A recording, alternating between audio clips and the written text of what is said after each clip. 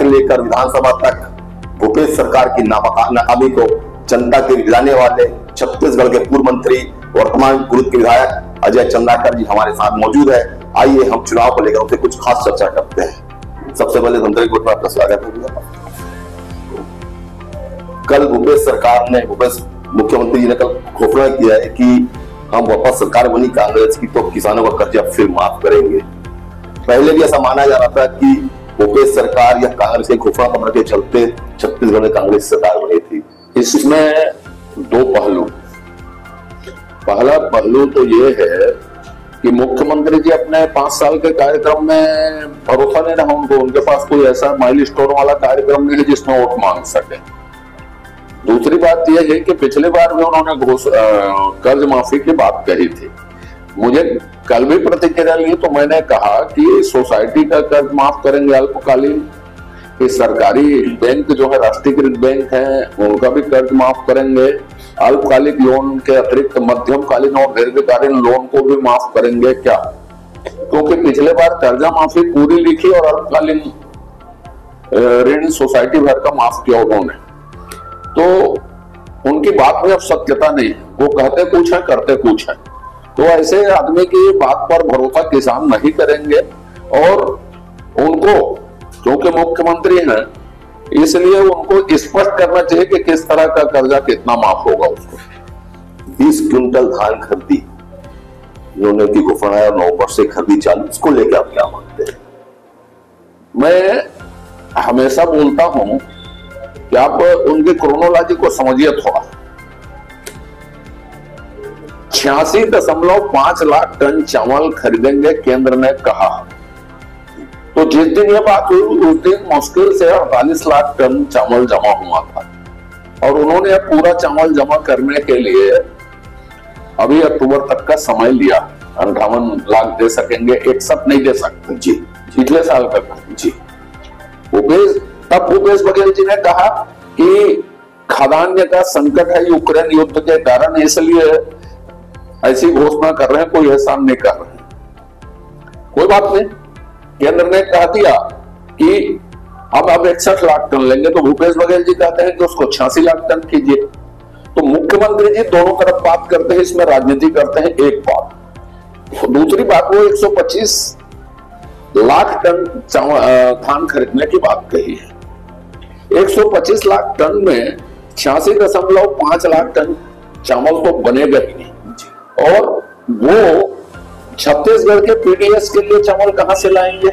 उसके लिए लगभग उनको 25 लाख टन और चावल चाहिए, धान चाहिए। तो उतना धान छत्तीसगढ़ में पैदा ही नहीं होता, तो छत्तीसगढ़ के पीडीएस के लिए चावल कहां से आएगा? अब 61 लाख खरीद रहे हैं, उनको भी नहीं दे सकते। उनका यह कहना है कि धान हम खरीदते हैं। मैंने एक लाइन कही, यदि आप धान खरीदते हैं तो आप एग्रीमेंट तोड़ दीजिए केंद्र सरकार के साथ और 20 की जगह 100 बोरा खरीदिए, हम आपका समर्थन करते हैं। आपने मंडी टैक्स को 2.5 रुपये से 5 रुपया क्यों किया? क्योंकि मंडी टैक्स केंद्र सरकार देती है, सुखद केंद्र सरकार देती है, हमारी केंद्र सरकार देती है, ट्रांसपोर्टिंग केंद्र सरकार देती है। आप एक एजेंसी मात्र हो और उसको आप राजनीति करते हैं। तो आप कोई भी एक बात बोले, क्योंकि मुख्यमंत्री जी के पद की एक विश्वसनीयता होती है और श्री भूपेश बघेल जी ने वो विश्वसनीयता खत्म कर दी। तीसरी बात, इसमें एक पहलू है। आज ईडी का स्टेटमेंट, चावल उद्योग से 175 करोड़ रुपए वसूले गए। तो भूपेश बघेल जी के पास धान खरीदी, धान उपार्जन, चावल बनाना, ये एक उनके लिए भ्रष्टाचार का संगठित उद्योग है। और वो जो छूट प्रदान करते हैं कहीं पे, तो उसके पीछे वो संभावना खोज लेते हैं कि कांग्रेस पार्टी इसमें लाभ क्या लेगी, एटीएम में ऑल टाइम मनी रहेगा कि नहीं रहेगा, दिल्ली जब मांगेगी तो पैसा पहुंच जाएगा कि नहीं पहुंच जाएगा। ये उनकी क्रोनोलॉजी, जिसको हम लोगों को समझने की जरूरत है। पार्टी ने आपको लगातार 6वीं बार कुल विधानसभा से प्रत्याशी बनाया। कुल विधानसभा की बात करें तो यहाँ कौन सा मुद्दा सबसे ज्यादा आपको महत्वपूर्ण लगता है, जो यहाँ के लोगों की भावनाओं के रूप में? देखिए, मैं कुछ बातें आपको बता दूं जो मैं बोलने वाला हूं प्रक्रिया के बाद। कुरुद में 5 साल में कांग्रेस ने किया था।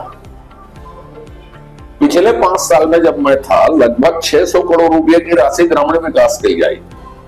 शहर के विकास की तो बात छोड़ दे, विभिन्न मदों से, मैं मदवार भी अलग अलग बता दूंगा, कांग्रेस का कोई आदमी पूछे तो। कुरुश शहर और ढाकारा शहरी क्षेत्र को छोड़ दें तो 13,000 के आसपास लगभग प्रधानमंत्री आवास बने।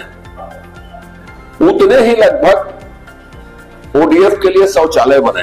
ग्रामीण विकास विभाग की बात कर रहा हूं ना भाई, मैं पुल, पुलिया, एग्रीकल्चर, कॉलेज और सेंट्रल बड़ी चीजों में नहीं कर रहा हूं। तो कांग्रेस ऐसी कोई चीज बता दे जिसको उन्होंने 5 साल में कुरुद के लिए किया हो। आंकड़ों से बात करें, आंकड़ों से। दूसरा वो ये बताएं कि उनका विजन क्या है, आगामी कुरुद के लिए वो क्या करना चाहते हैं। तो विजन में बात करने के बजाय वो अजय चंद्राकर को गाली देने में भरोसा रखते। तो अजय चंद्राकर 25 साल से गाली सुन रहा है, उसमें उनको फर्क नहीं पड़ना। तीसरी जो महत्वपूर्ण बात यह है कि 5 साल में पैसा नहीं देने के बाद भी बड़ी रेल लाइन का काम शुरू हुआ, रायपुर धमतरी 4 लेन का काम शुरू हुआ, विशाखापट्टनम रोड भारतमाला कुरुद से शुरू हो रही है, उसको नई राजधानी से जोड़ने के लिए अतिरिक्त बढ़ा गया। मूल रूप से कुरुद से शुरू होनी थी, उसको उनका काम शुरू हो गया। एम्स के लिए जगह अलॉट हो गई, फर्स्ट स्टेज में 84 करोड़ रुपए उसमें लगेंगे, जिसको विस्तार करके आगे बढ़ाने के लिए हमने मांडविया जी जो हमारे सह प्रभारी हैं उनसे लगातार चर्चा हुई। सेंट्रल स्कूल खुले, तो यहाँ तो कांग्रेस के जो लोग हैं प्रमुख, वो एम्स का पूरा फुल फॉर्म नहीं लिख सकते, क्या मतलब होता है एम्स का, उसका और इसके लाभ क्या मिलेगा उसमें 5 मिनट बोल नहीं सकते। तो एक सकारात्मक पहलू है। नकारात्मक पहलू में यह है कि कुरुद के राजनीति का अपराधीकरण रोकना, माफिया को रोकना। अभी जो स्थितियां बन रही हैं, यदि विपरीत स्थितियां बनती हैं तो कुरुद में लोगों को अपने घर की इज्जत के लिए, अपने जमीन की सुरक्षा के लिए, अपने जायदाद की सुरक्षा के लिए, अपने खुद की सुरक्षा के लिए बहुत सजग रहना पड़ेगा, कभी भी कुछ भी हो सकता है। तीसरी बात, जो कुरुद में माफिया आई, कुरुद में रेत खदान किनके हैं, ये कांग्रेस को सार्वजनिक करना चाहिए। और वो लोग कहां के लोग हैं, समझ रहे ना जी, कहां के लोग हैं, ये उनको सार्वजनिक करना चाहिए। तो कुल मिला के कांग्रेस मुझे हराने के लिए चुनाव लड़ रही है, कुरुद के लिए चुनाव नहीं लड़ रही। यदि वो कोई मुद्दा उठाए विकास का, कुछ सोचते हैं, कुछ बोलेंगे तो मैं उसमें प्रतिक्रिया दूंगा। तो नकारात्मक बिंदु में वो चुनाव लड़ रहे हैं, सकारात्मक विजन उनके पास कुछ भी नहीं। ऐसा मान लिया कि कुरुद विधानसभा का जो मुद्दा है माफिया विरुद्ध शांति, ऐसा मान के चले अपन को कि जो बता रहे हैं कि कुरुद में, मैं बोला सकारात्मक रूप से कुरुद का विकास पूरी तरह से ठप, कुरुद को मिल लेगा।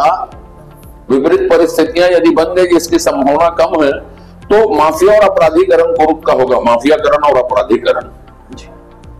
और इसके अतिरिक्त कोई विजन पर चर्चा करें वो लोग कि अपना दृष्टिकोण, दस्तावेज तो पता है जनता के सामने। अजय चंद्राकर को गाली बकने हैं, उनका दस्तावेज है वो क्लियर करें कि हम गाली बक के चुनाव लड़ना चाहते हैं, कि कुरुद के विकास के लिए हमारे पास कोई विजन है, कोई दस्तावेज है जिसको हम प्रस्तुत करके चुनाव लड़ना चाहते हैं। और नहीं जानते तो मेरे से पूछ ले, मैं उनको विजन बता दूंगा कि ये कुरुद के लिए जरूरी है करके। आप भाषण इसमें दीजिए करके। शराबबंदी को लेकर भी, क्योंकि कहीं ना कहीं शराब को लेकर काफी हमेशा विवाद की स्थिति रही है। कांग्रेस ने भी घोषणा पत्र भी जारी किया था। भारतीय जनता पार्टी किसकी क्या इसके पीछे सोच है? क्या भारतीय जनता पार्टी सरकार बनती तो प्रदेश में शराबबंदी लागू होना चाहिए? शराबबंदी लागू होना चाहिए या नहीं होना चाहिए, ये तो मूल प्रश्न भूपेश बघेल से पूछा जाना चाहिए। प्रदेश में उन्होंने पहली बार शराबबंदी की बात की। यदि वो शराबबंदी कर दी होते तो आप मुझसे ये प्रश्न नहीं पूछते। भूपेश बघेल से पूछा जाना चाहिए कि 5 साल में आपने शराबबंदी क्यों नहीं की, और यदि वो कर देते तो प्रदेश से इस तरह के प्रश्न मीडिया के हाउस के द्वारा नहीं पूछे जाते। और ये प्रश्न सिर्फ और सिर्फ भूपेश बघेल जी से पूछा जाना चाहिए। नहीं, उन्होंने शराबबंदी नहीं किया भैया। भारतीय जनता पार्टी किसको लेके क्या बोला, क्या नहीं किया भैया? भारतीय जनता पार्टी क्या कहेगी आपको 3 दिन में घोषणा पत्र में पता चल जाएगा। लेकिन मेन जो दोषी हैं, मीडिया हाउस चौथा स्तंभ उनको दोषी मानती कि नहीं मानती, इस प्रश्न के लिए महत्वपूर्ण प्रश्न। जातिगत जनगणना को लेकर नया विवाद पूरे देश में चल रहा है। कांग्रेस के नेताओं ने छत्तीसगढ़ में जातिगत जनगणना की बात कही है, इसको लेकर आप क्या मानते? क्या मैं शुरू से व्यक्तिगत तौर पे, मेरा शब्द सुनिए, व्यक्तिगत तौर पे जातिगत जनगणना का विरोधी आदमी है। लेकिन कांग्रेस यदि बोल रही है तो ये बता दें कि कर्नाटक और हिमाचल में उनको क्यों रोका है कि अभी तत्काल शुरू करवा देना। प्रियंका गांधी जी आती है, राहुल गांधी जी आती है, तो छत्तीसगढ़ का भविष्य में क्या होगा उसको, भविष्य में किसकी सरकार बनेगी वो जानते नहीं है, वो भविष्यवक्ता नहीं है। पर जहां कांग्रेस की सरकार बन चुकी वहां जातिगत जनगणना की तारीख बताए ना। और दूसरी बात, नीतीश कुमार ने जातिगत जनगणना करवाई, मान लो उनको किसी जाति को लाभ देना है तो उनके लिए कितना पैसा बजट में है? समाज को बांटने भर के लिए है कि उनके मजबूतीकरण के लिए उनके पास कोई योजना है? तो एनडीए की ओर से पत्रकारों के लिए मैं हमेशा कहता हूं कि आपने जातिगत जनगणना तो पूछ ली, लेकिन ये नहीं पूछा कि सरकार ने क्या किया उनके लिए, सिवाय बांटने के राजनीतिक बयानबाजी के अतिरिक्त उसका उपयोग क्या है? पिछला चुनाव जो आपके खिलाफ निर्दलीय चुनाव लड़े थे, वो इस बार काफी लंबे चौड़े वादा कर रहे हैं, काफी आप पे आरोप भी लगा रहे हैं। आरोपों में कहां तक सच्चाई ये तो बात की बात है, लेकिन पिछला जो चुनाव जिन्होंने निर्दलीय चुनाव लड़के हारा था और पार्टी के नेताओं को भी जम के मां बनी गाली बका था, इस बार उनकी पत्नी चुनाव में है। आप क्या मानते हो उसको, इस चुनाव को लेकर? मैं शुरुआत में बोल दिया था, मैं 25 साल से गाली सुन रहा हूं, और ऐसी भाषा कौन बोल रहा है इससे भी मुझे मतलब नहीं है, पर भाषा का अर्थ शिक्षा और संस्कार से है, जिसका पूरी तरह से अभाव है। शिक्षा संस्कार दोनों है। एक बात तो ये हो गई। दूसरी बात ये है कि कांग्रेस के पहले लोग थे वो डमी थे, ऐसा कहा गया जी, ये तो अपनी पार्टी ऊपर ही आरोप है जी।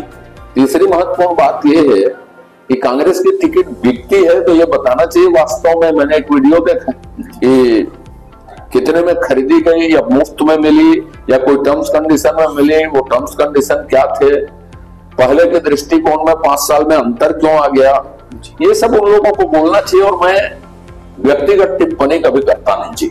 ये टिप्पणियां मेरी राजनीतिक टिप्पणी है। मेरे संस्कार, मेरी शिक्षा, मेरे संगत, मेरे कार्यकर्ता, मेरे मित्र, उन लोगों ने कभी ऐसा वातावरण नहीं बनाया, न ऐसे संस्कार मुझे मिले कि मैं व्यक्तिगत चीजें बोलूं। कांग्रेस को नारा है अब की बार 75 पार। भारतीय जनता पार्टी का इस बार छत्तीसगढ़ में परिवर्तन होगा, फिर से भारतीय जनता पार्टी सरकार। आपने पहले प्रश्न में मैंने बता दिया कि आत्मविश्वास खो चुके हैं, इसलिए घोषणाओं पर टिके हैं, अपनी उपलब्धियों पर बात नहीं कर रहे जी। और दूसरा, टारगेट किलिंग का सहारा ले रहे हैं जी। टारगेट किलिंग वही आदमी करवाता है, भय वही उत्पन्न करता है जिसको सामने पराजय दिख रही होती है। भूपेश बघेल को अपनी पराजय साफ लिखी दिख रही, जिसको पढ़ लिया है, और इसलिए वो और उनकी पार्टी टारगेट किलिंग पुलिस की मदद से करवा रही है जी, और घोषणाओं पर टिकी है। वो अपने 5 साल की उपलब्धियों पर बहस कर लेना, फिर नई बात करेंगे उनसे।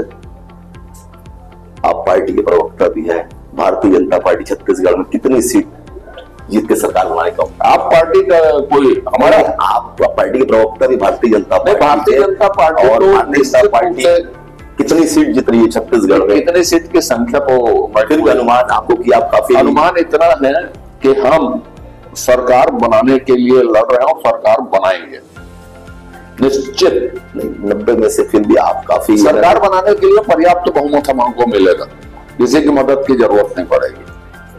विधानसभा में इस बार आप फिर 6ठी बार विजय पताका लहराने में तैयार हैं। क्या मानते हैं कितने वोटों से आप चुनाव जीत रहे हैं, ऐसा लगता है आपको? मैं कभी भी अपने परिणाम को लेकर फोरकास्टिंग नहीं करता। मैं इतना ही कहता हूं कि मेरे कार्यकर्ता, कुरुप की जनता, कुरुप क्षेत्र के विकास और कुरुप के भावी भविष्य को देखकर वोट करेगी, और उनका आशीर्वाद भारतीय जनता पार्टी को निश्चित रूप से मिलेगा। अगर आप एक बार फिर से विधायक बनते तो छत्तीसगढ़ कुरुप वासियों को कौन सी और बड़ी सौगात देना चाहते हैं आप? उसके लेके क्या योजना है आपकी? जैसे आपने बताया कि मैं कोई योजना, मैं तो बोलता नहीं हूँ, मैं तो करता हूँ। फिर भी ऐसी जो योजना छूटा हुआ है जिसको आने बहुत सारी चीजें छूटी है साहब, अभी बहुत सारी छूटी है, और इसीलिए मैंने पहले कहा कि सत्तारूढ़ दल पहले अपना विजन बताए। मैं तो विपक्ष में हूँ, सत्तर उर्दल मैं बोलूंगा उसको बोलना शुरू करते हैं जी। समझ रहे हैं ना। तो मैं तो सुनना चाहता हूं कि वो क्या बोलते हैं। मेरे पास तो मैं तो छत्तीसगढ़ के विधानसभा में भाषण देता हूं।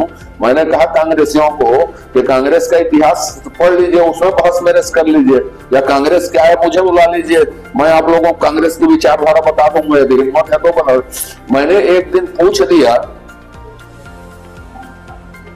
कि एक नाम पूछा तो सब कोई बटन देख रहे, बटन दबा रहे थे कि क्या नाम है भाई, अरे मेरे ख्याल नहीं आ रहा है। तो कांग्रेस के बारे में उनका ज्ञान सिर्फ इतना ही है। विधानसभा जब आप सवाल पूछते हो तो लोगों की बोलती बंद हो जाती है, लोग जवाब देने के निरुत्तर हो जाते हैं। इसको लेकर क्या कहना चाहते हो? क्योंकि आपकी जब भी मैंने विधानसभा में जब भी आपको ऐसे मौका लगा, जब सवालों की घड़ी लगाते हैं तो सामने वाले के पास कोई जवाब नहीं रहता। मैंने ऐसे देखा अधिकांश बार। उसको लेकर क्या कहना चाहते हैं कि कांग्रेस के विधायकों की मंत्री स्थिति इसलिए बनती है कि सरकार ने कुछ किया ही नहीं है, और कुछ किया नहीं है तो क्या उत्तर देंगे? लूट, एक शब्द में। और लूट भी छोटा पड़ रहा डकैती, खजाने पर, जनता के हक पर भ्रष्टाचार, करप्शन, इन सभी क्षेत्रों में लूट और डकैती इज इक्वल टू भूपेश सरकार। वो क्या उत्तर देंगे जो डकैत है वो? चलिए बहुत बहुत धन्यवाद आपको, धन्यवाद, की शुभकामनाएं।